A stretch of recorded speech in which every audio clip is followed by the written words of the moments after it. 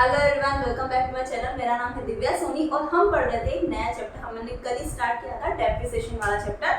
तो डेप्रिसिएशन में अपन चल रहे थे स्ट्रेट लाइन मेथड। वो क्या होता है उसकी डेफिनेशन मैंने आपको बताई है। मैं आपको फिर से बता देती हूँ कि इसमें कॉस्ट ऑफ एसेट जो होती है उस पर हर साल फिक्स परसेंटेज से इक्वल डेप्रिसिएशन लगता है। ठीक है, वो आपको मैंने एग्जाम्पल के थ्रू मैंने पिछली वीडियो में आपको बताई थी। अब एसएलएम से क्वेश्चन किस तरह से करते हैं वो आपको मैं बताती हूँ। ठीक है, तो पहले मैं आपको बताती थी कि एसएलएम के क्वेश्चन स्टार्ट करने से पहले दो अकाउंट बनेंगे।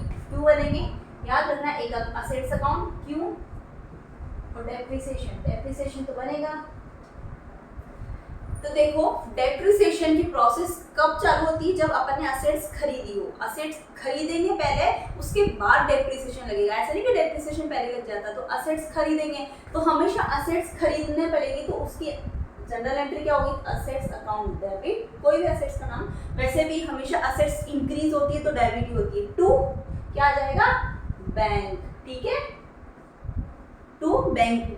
मशीनरी खरीदी या कुछ भी खरीदी तो बैंक। अगर 20,000 से ज्यादा का पेमेंट होगा तो आपको टू बैंक ही लिखना है। ठीक है, इसमें कंफ्यूजन होना कि कैश लिखें या बैंक लिखना है। टू बैंक ही लिखना है। तो टू बैंक अकाउंट ये होगी मशीन खरीदने की। सबसे पहले मशीन खरीद देते हैं, उसके बाद डेप्रिसिएशन लगेगा। तो एक तो बनता है एसएलएम का क्वेश्चन के किसी कोई भी क्वेश्चन एसएलएम या डब्ल्यूडीबी जो आपका मेथड है नेक्स्ट वाला।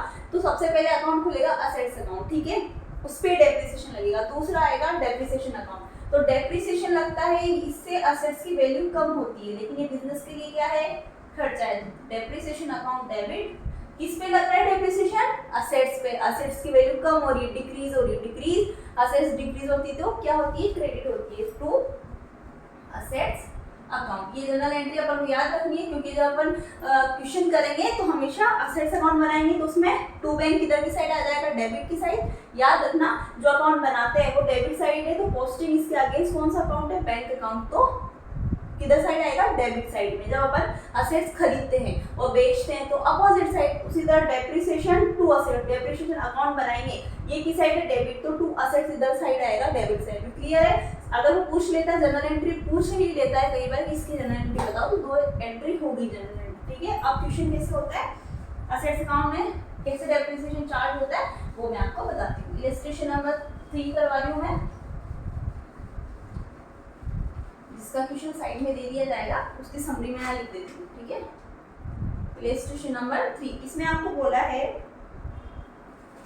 राम ब्रदर्स ने परचेज किया एक मशीनरी 1 अक्टूबर को। याद रखना 1 अक्टूबर को, 1 अक्टूबर 2016 को। कितने की खरीदी? 1,50,000। समरी में लिख देती हूँ 1,50,000 की खरीदी। फिर वो बोल रहा है कि स्पेंड किए 10,000 रुपये और इस पे खर्च किए इंस्टॉलेशन के। ठीक है, तो 10,000 रुपये और खर्च किए।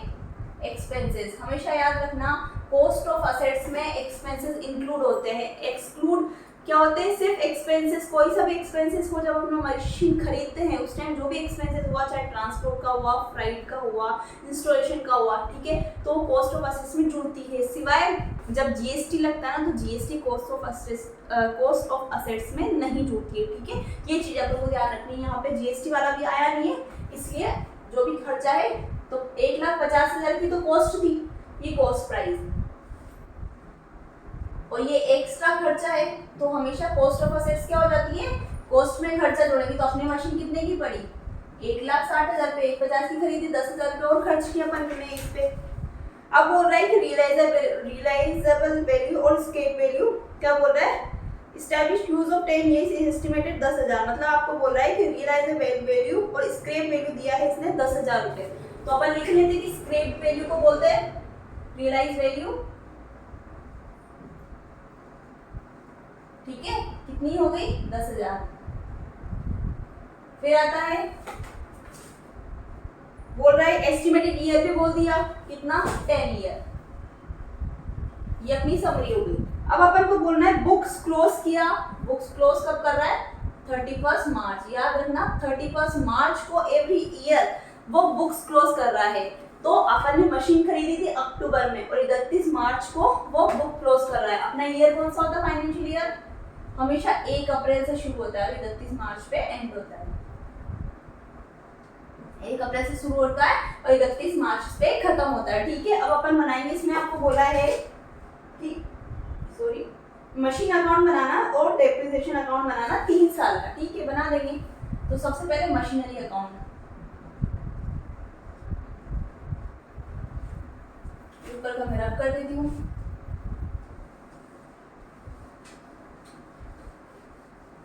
वो मैं साइड में लिख देती हूँ।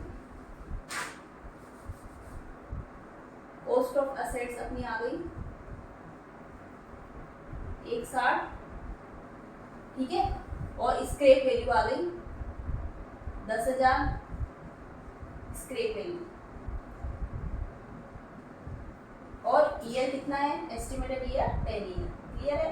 अब डेप्रिसिएशन निकालो सबसे पहले। तो डेप्रिसिएशन कैसे निकलेगा, याद रखना क्वेश्चन में अगर रेट ऑफ डेप्रिसिएशन दिया तो डायरेक्ट रेट लगा देना, नहीं दिया हो तो फॉर्मूला लगाना है, तो फॉर्मूला पहले लगा दो क्योंकि डेप्रिसिएशन की जरूरत अपन को पड़ेगी, सही। तो एनुअल डेप्रिसिएशन, डेप्रिसिएशन क्योंकि हर साल बुक क्लोज होती है, तो जब बुक क्लोज होगी तभी अपन डेप्रिसिएशन लगाएंगे, तो एनुअल डेप्रिसिएशन होता है पर एनम का, ठीक है। तो क्या फॉर्मूला है, कॉस्ट ऑफ असेट्स जिसमें एक्सपेंसेस इंक्लूड होते हैं, तो मैंने एक्सपेंसेस इंक्लूड कर दिए, 150 प्लस 10,000 खर्चा और माइनस क्या है, scrap value 10,000, number of year कितना है 10 ईयर, तो कितना हो जाएगा, 160 में से 10 गए तो 1,50,000 अपॉन 10, तो कितना हो जाएगा 15,000 रुपए का डेप्रिसिएशन क्या हो जाएगा पर एनम, याद आ गया। एनुअल डेप्रिसिएशन का फॉर्मूला है cost of assets plus expenses minus scrap value upon working life या estimated number of year estimated life, ठीक है। ये हो गया। अब अपन बनाएंगे असेट्स अकाउंट। असेट्स क्या है, यहाँ पे मशीनरी खरीदी इसने, तो सबसे पहले मशीनरी अकाउंट कराएंगे, वही डेट पर्टिकुलर अमाउंट,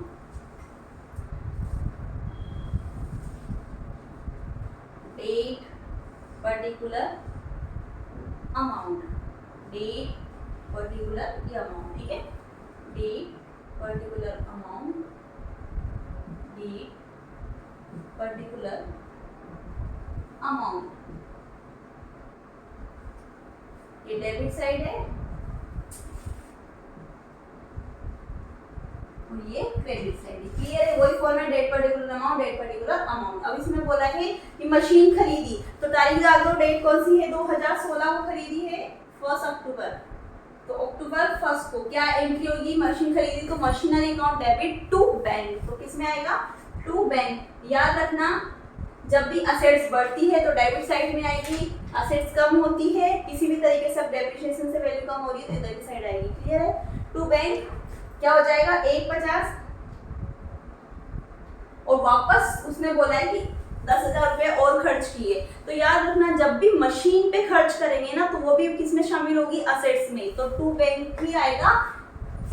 ब्रैकेट में लिख दो कौन सा खर्चा है, इंस्टॉलेशन का, ठीक है। अलग से आपको expenses account debit to bank entry नहीं करनी, क्योंकि एक्सपेंसेस टू बैंक करोगे तो एक्सपेंसेस अकाउंट अलग से थोड़ी ना खुलेगा, एक्सपेंसेस किस में इंक्लूड है, इसमें मशीनरी में इंक्लूड है, तो वो मशीनरी अकाउंट में जाएगा, लेकिन किस नाम से जाएगा, टू बैंक में, क्लियर है। 10,000 रुपए। अब आता है इसने कुछ नहीं करा, खरीदा बेचा है, हर साल बुक क्लोज करनी है, तो अक्टूबर के बाद क्या आता है, मार्च आता है, तो 31 मार्च 2017, हमेशा याद रखना ईयर चेंज हो जाएगा, मार्च 31, 16 में खरीदा और ईयर बुक क्लोज कब हुई, साल के एंड में 31 मार्च को ही बुक क्लोज होती है। सबसे पहले क्या लगता है, बाय डेप्रिसिएशन। डेप्रिसिएशन हमेशा क्या होता है, पर एनम का लगता है, लेकिन याद रखना पर एनम का ही लगता है वैसे तो, लेकिन यहाँ पे अपन ने मशीन खरीदी, कब खरीदी, अक्टूबर में खरीदी, तो मशीन अपन ने कब तक यूज करी, डेप्रिसिएशन तो तब लगेगा ना जब तक अपन ने मशीन यूज करी है, अक्टूबर नवंबर दिसंबर जनवरी फरवरी मार्च, मतलब मशीन अपने पास पहले साल में कितने टाइम अपन यूज करी, सिर्फ 6 महीने, तो 6 महीने यूज करी, तो डेप्रिसिएशन भी कितने का लगेगा, 6 महीने का। यहाँ पे ये कंफ्यूज नहीं हो रहा है कि स्ट्रेट लाइन मेथड में तो ये बताया गया था कि डेप्रिसिएशन फिक्स रहेगा हर साल, हाँ हर साल रहेगा, लेकिन मशीन भी तो हर साल रहेगा। मशीन ही अपन ने कब खरीदी, 6 महीने बाद खरीदी, मतलब अक्टूबर से खरीदी, तो अपन ने यूज कितने टाइम करी, 6 महीने, तो जितने टाइम यूज करेंगे उतने टाइम ही लगेगा। तो डेप्रिसिएशन तो वैसे भी पर एनम का 15,000 ही लगेगा, लेकिन मशीन अपने पास कितने टाइम रही, 6 महीने यूज आई, तो कितना हो जाएगा 7500, 6 महीने का डेप्रिसिएशन लगेगा, जितने महीने अपने पास मशीन रही कितने महीने का डेप्रिसिएशन लग जाएगा, क्लियर है। फिर वापस बुक क्लोज करते हैं तो क्या आता है, by balance carried down, CD 160 में से 7,500 जाएंगे तो आएंगे 1,52,500। ये पहला साल कंप्लीट हुआ। पहला साल कंप्लीट होते ही अकाउंट टोटल लगा देंगे बराबर, दोनों साइड 1,60,000, दोनों साइड डबल लाइन करके 1,60,000। ठीक है। अब अपन 3 साल का बनाना है, तो 1 साल का हुआ। फिर चलेंगे 2017, याद रखना क्योंकि मार्च के बाद कब आता है, अप्रैल आता है। सन कब चेंज होगा, जब दिसंबर क्रॉस कर दिया। ठीक है। अब वही 2017 अप्रैल, 1 अप्रैल, क्योंकि चलेगा कहाँ से, 1 अप्रैल से 31 मार्च का। तो ईयर का ध्यान रखना, इसमें कंफ्यूज नहीं हो रहा। सबसे पहले जब बैलेंस सीडी बच रहा हो तो सबसे पहला काम क्या होता है, सीडी को क्या लगना है, बीडी में लाना है। Note down to balance BD कितना है, 1,52,500। जो सीडी है, जो क्लोजिंग है ईयर का, प्रीवियस ईयर का, वो इस साल का करंट ईयर का क्या होगा, ओपनिंग होगा। इसका क्लोजिंग, इस साल का ओपनिंग हो गया। ठीक है। अब दूसरे साल में उसने कोई मशीन खरीदी, नहीं खरीदी, तो कितना हो जाएगा, वहां पर डेप्रिसिएशन लगा दो, वही मार्च 31। अब यहाँ पे क्या हो जाएगा, ईयर चेंज हो जाएगा, 2018 लग जाएगा। तो क्या लग जाएगा, बाई डेप्रिसिएशन। अब मतलब ये वाली मशीन 1,52,000, 160 की मशीन थी, उसपे 7,500 का डेप्रिसिएशन लग गया, तो मशीन की वैल्यू कितनी बच गई, 1,52,500। तो मशीन की वैल्यू तो कम होनी है, लेकिन एसएलएम क्या बोलता है, डेप्रिसिएशन हर साल बराबर रहेगा। तो अब इसमें डेप्रिसिएशन कितना आएगा, 15,000। क्यों आएगा, क्योंकि दूसरी वाली मशीन, अब पहले साल में वो मशीन 6 महीने ली, लेकिन दूसरे साल तो पूरे साल भर उसने अपन ने काम लिया, दूसरे साल तो पूरे 12 महीने अपने पास रही, यूज किया अपन ने, तो पूरे 12 महीने के डेप्रिसिएशन लगेगा। ठीक है। यहाँ पे कंफ्यूज नहीं होना है, कंफ्यूज होने की बात नहीं, क्वेश्चन करते जाएंगे तो डाउट अपने आप दूर हो जाएंगे। मेरी वाली मशीन अक्टूबर में खरीदी थी, अपने पास बस 6 महीने रही, 6 महीने यूज करी, इसलिए 15,000 को आधा कर दिया, 6/12, 6 महीने रही। तो ठीक है, जितने महीने रहती इतना महीने का डेप्रिसिएशन लगाते। दूसरे साल में ये मशीन पूरे साल भर काम में रही है, पूरे साल भर अपने पास रही है, तो डेप्रिसिएशन तो लगेगा। तो डेप्रिसिएशन पूरे साल भर का क्या है, 15,000 कर लेना। तो 15,000 आ गया। फिर वापस बुक क्लोज कर दो 31 को, by balance carried down CD. ठीक है। 1,52,500 में से 15,000 जाएंगे तो 1,37,500 बचेंगे। वापस क्लोज कर दो, डबल लाइन खींच के।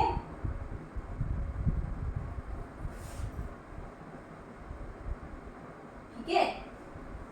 अब वापस क्या हो जाएगा, जो सीडी होता है वो अब क्या होगा, नेक्स्ट ईयर में बीडी हो जाएगा। सन चेंज नहीं होगा, बस डेट चेंज होगी, 2018 अप्रैल 1। ठीक है। ये लास्ट का दिख रहा है, 1 सेकेंड में चेक करती हूँ। जी ये दिख रहा है। तो 2018 अप्रैल 1, तो सबसे पहला काम क्या होगा, सीडी को बीडी में लाएंगे, टू बैलेंस बीडी। बीडी कितना हो जाएगा, 1,37,500। दूसरे साल भी उसने मशीन ना खरीदी ना बेची, कुछ नहीं किया, मतलब पूरे साल भर यही वाली मशीन काम में ली।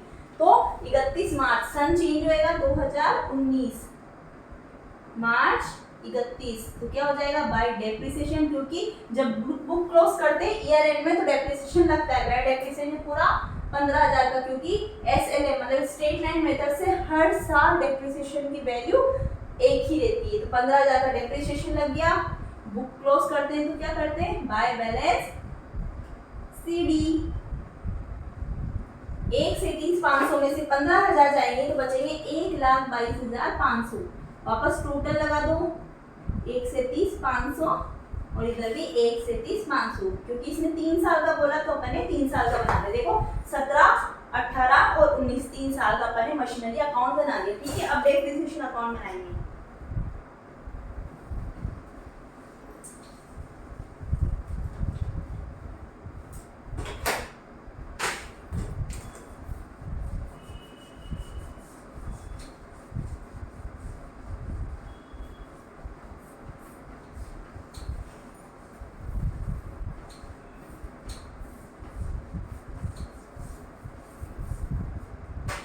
अब बनाएंगे अपन डेप्रिसिएशन अकाउंट। ठीक है।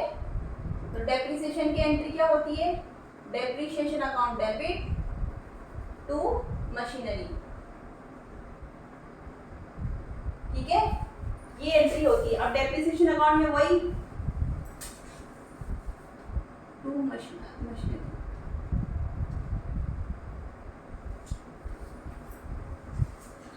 Date particular amount, date particular amount, ठीक है। वापस वही, अब देखो पहले वाला जो अपन ने अकाउंट बनाया मशीनरी, उसमें देखते जाओ, जो डेप्रिसिएशन बाई साइड है, असेट्स किस साइड आ जाएगी। वैसे में डेप्रिसिएशन अकाउंट बना रहे हैं, डेप्रिसिएशन डेबिट है तो असेट्स किस साइड आएगी, डेबिट साइड में। वापस डेट हमेशा वही वाली ऊपर से पोस्ट करनी है, 2017 मार्च 31। मार्च 31 से क्यों लिया, क्योंकि डेप्रिसिएशन ही कब लगता है, ईयर एंड में, तो मार्च 31 को डेप्रिसिएशन में टू मशीनरी, ठीक है। टू मशीनरी कितना होगा, सिर्फ डेप्रिसिएशन का अकाउंट बना रहे तो वैल्यू भी, डेप्रिसिएशन कितना लगा था पहले साल में, 7500 से, मतलब पहले साल में मशीनरी की वैल्यू कितने से कम हुई थी, 7500 से, तो पहले साल में डेप्रिसिएशन कितना लगेगा, 7500। याद रखना, जो अकाउंट बनाते हैं उसी की साइड देखनी कि डेबिट साइड, अमाउंट भी वही लिख दिया, ठीक है। और इसके अगेंस्ट कौन सा अकाउंट है, मशीनरी, तो मशीनरी लिख दिया किस साइड में, डेप्रिसिएशन डेबिट है तो डेबिट साइड में लिखेंगे, लेकिन डेबिट साइड में डेप्रिसिएशन टू डेप्रिसिएशन तो लिख नहीं सकते, कौन सा लिखेंगे, इसके अगेंस्ट अकाउंट जो है वो, ठीक है। वापस क्या कर दो, अब इसको क्लोज कर दो। अब अपन ने जब अपन असेट्स अकाउंट बनाते थे,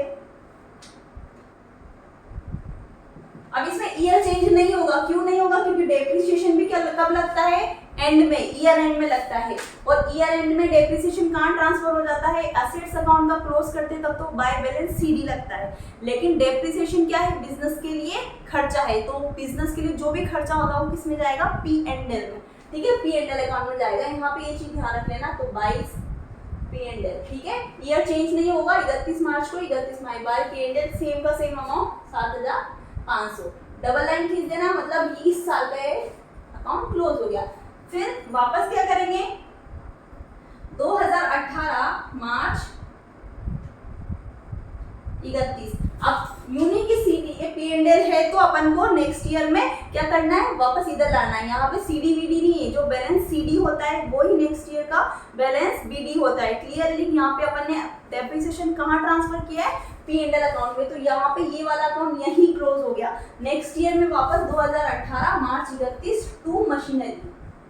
अब नेक्स्ट ईयर में मशीनरी अकाउंट में कितना डेप्रिसिएशन लगा था, नेक्स्ट ईयर में तो मशीन पूरे साल भर रखी, तो पूरे साल भर का डेप्रिसिएशन कितना था, 15,000 से क्लोज कर दो, डबल डबल लिखने की जरूरत ही नहीं है, क्योंकि एंट्री एक ही पोस्ट हो रही। वापस 2018 वही तारीख मार्च 31 बाई किसमें जाएगा, पी एंड एल में, ठीक है। 3 साल का बनाना है। फिर 2019 मार्च 31 टू मशीनरी, तो तीसरे साल भी मशीनरी पूरे साल का यूज आई थी, डेप्रिसिएशन सेम रहेगा, 15,000 का 15,000, और इधर भी लिख देंगे अपन 2019 मार्च 31 बाई पी एंड एल। देखिए 15,000, ये 15,000, ठीक है। ये अकाउंट क्लोज करते हैं, डबल लाइन खींच देते। देखो डेप्रिसिएशन तो बहुत सिंपल है, क्या करा अपन ने, to machinery 7500 2017 March 31 same 2017 March 31 by P and L, क्योंकि डेप्रिसिएशन व्यापार के लिए क्या होता है, बिजनेस के लिए खर्चा होता है, जो भी खर्चा होता है वो अपना पी एंड एल में जाएगा, ठीक है। तो बाई पी एंड एल से ये अकाउंट क्लोज होगा डेप्रिसिएशन का, तो क्लोज कर देना। फिर नेक्स्ट ईयर में वापस डेप्रिसिएशन कब लगता है, ईयर एंड में, तो 2018 मार्च 31 को टू मशीनरी, क्योंकि नेक्स्ट ईयर में मशीन की वैल्यू कितनी कम हुई, वापस 15,000 से, तो 15,000 वापस नेक्स्ट ईयर में क्या चल जाएंगे, बिजनेस के लिए खर्चा, तो पी एंड एल में चल जाएंगे। 2018 same year same date by P and L 15,000, तो 15,000 ये लिख दिए। मैंने अलग अलग नहीं लिखा क्योंकि एक ही पोस्टिंग, इसके नीचे मैंने डबल लाइन कर दी, मतलब ये पहले साल का क्लोज हो गया, दूसरे साल का ये क्लोज हो गया 15, तीसरे साल का सेम 2019 31 मार्च को टू मशीनरी 15,000, क्योंकि सेम रहेगा, पूरे साल भर का आइए, तीसरे साल में भी 2019 मार्च 31 बाय पी एंड एल 15,000। बस ये डेप्रिसिएशन अकाउंट हो गया, क्लियर है। आई होप आपको समझ में आ गया।